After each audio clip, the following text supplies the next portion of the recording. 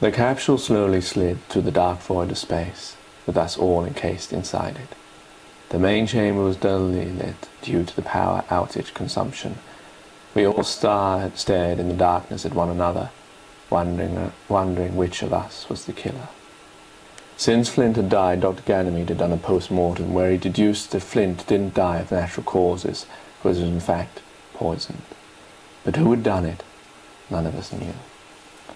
Mark Archer took everyone's full names and said he would run these through the computer, which contained a list of all known people registered from the Earth. These lists, he explained, were made in the event of the time when mass evacuation of the Earth would take place, and prioritizing would need to take place. So one thing it contained was people's criminals' records, and they would be deemed last on board the vessel. The darkly lit chamber was only lit by an occasional flicker from the control panels and stream of stars or gases outside the capsule. Jake Henry decided to break the silence with his rough-sounding voice. Didn't he deserve to die anyway? There was a gasp around certain parts of the room. I returned. Why do you say such a thing? You don't even know him. You don't even know any of us. Oh, I know him all right. Don't we, Doc? Ganymede didn't answer, to which Jake Henry continued. Oh, he didn't tell you then, keeping it to himself. You'd better watch the Doc. Maybe he's not all he seems, Doc? The doctor still didn't answer. Jonathan Riley butted in. What are you talking about? Flint kept a journal, didn't he? He even put an entry in when he was first on board. His last, I might add. But he also added a callous laugh. In it, he continued, everyone leaning forward at this revelation. He wrote about his final days on the Earth. He woke up that morning and had a blazing argument with his wife. She had been nagging him, as wives do, once they're married.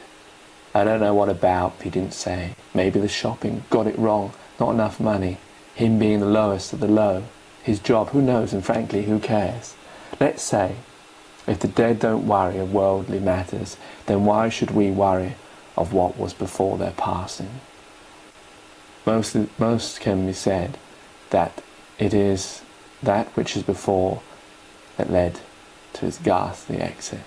But anyhow, he slammed the door on his wife and kids, probably feeling angry and indignant about how right he was and how wrong he felt. Well, boy, didn't divine judgment fall on his side, because he was swept like us inside the capsule to safety, and his wives and kids drowned like all our family did. So much was the torment of not ending his marriage on a happy note, knowing that his wife was angry with him before she died. Maybe he even felt guilty that at the last moment she wanted to be able to reach out and say sorry, and take out one last rest in his arms before the final curtain was drawn. But all this is just postulation, for the moment had passed, and death has overtaken them both now, and they are one again. But suffice to say, the moral of the story, from the kind regards of Flint Jones, is be careful with any parting words, for they might be the last you speak.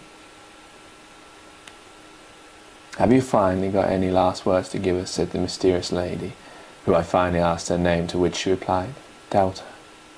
I said, Delta what? To which she replied, just Delta. What do you mean by that, lady? The wheelchair-bound Ken Wakeman wheeled into the centre and spoke. You all deserve to die. We all deserve to die. What right have we to live? Look at us fighting amongst each other. Nothing changes. Down there we fight. Up here we fight. How do you think I end up in this wheelchair, stabbed in the back, left paralysed, the culprit never caught? If I had a gun now, I'd shoot a lot of you, miserable, useless shits. Don't be so sure we'd let you cripple. We'd get you crippled, said Jonathan Riley, standing up. The light cast a shadow across his face. You wouldn't have a chance. I've eaten people like you for breakfast. I wouldn't employ you to even work with me.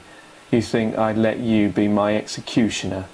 You better be careful with your words, cripple, or you might find another knife in your back. And this time, better the person do the job properly. Wakeman, furious with rage, placed both his hands on his chair rest and began to push.